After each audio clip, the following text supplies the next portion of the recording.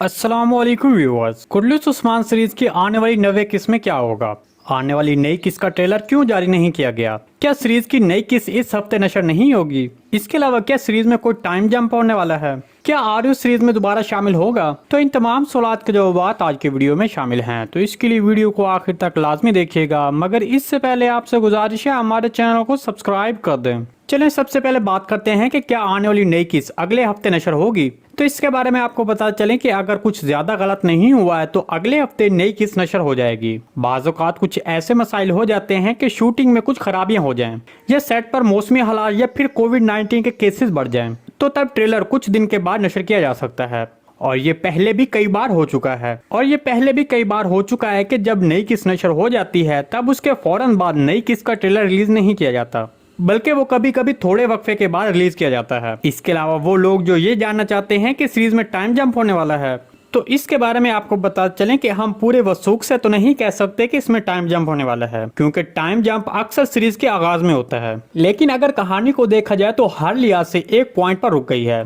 आर्यूस वापसी पोप के पास चला गया है और उस्मान बे का शहनशाह और सुल्तान मसूद के साथ मुआहदा हो चुका है, तो फिर उस्मान बे नई फतूहात कैसे करेगा? तो अगर इन सारी बातों को देखा जाए तो कहा जा सकता है कि सीरीज में एक बड़ा टाइम जंप होने वाला है, क्योंकि अब सीरीज में मजीद जोश खरोश पैदा करने के लिए कुछ नए किरदार सामने आ सकते हैं, या फिर मकामात की तब्दीली या फिर कपड़ों की तब्दीली भी हो सकती है। इसके अलावा औरहान बे और अलाउद्दीन बे की उम्रों में भी इजाफा भी किया जा सकता है।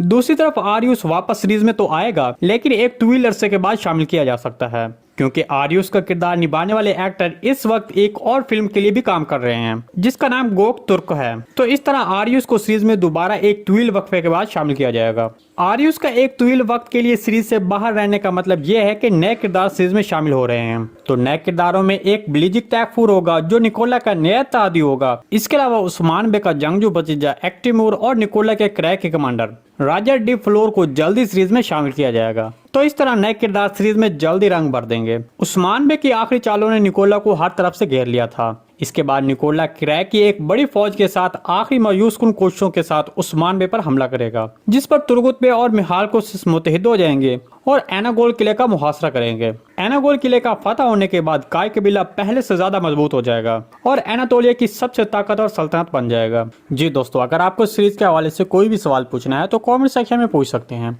हम आने वाली वीडियो में आपके उस सवाल को शामिल करेंगे। आज की वीडियो बस यहीं तक थी। उम्मीद है आपको पसंद आई होगी। अगर हमारी वीडियो आप तक बर वक्त नहीं पहुंच रही तो हमारे चैनल को सब्सक्राइब कर लें और बेल आइकन लाजमी प्रेस कर लें, ताकि हर आने वाली नई वीडियो का नोटिफिकेशन आप तक बर वक्त पहुंचता रहे। वीडियो अच्छी लगी तो इसको लाइक शेयर कर दें। मिलते हैं किसी नई वीडियो के साथ, तब तक के लिए अल्लाह हाफिज। वीडियो अच्छी लगी तो इसको लाइक शेयर कर दें। मिलते हैं किसी नई वीडियो के साथ, तब तक के लिए अल्लाह हाफिज।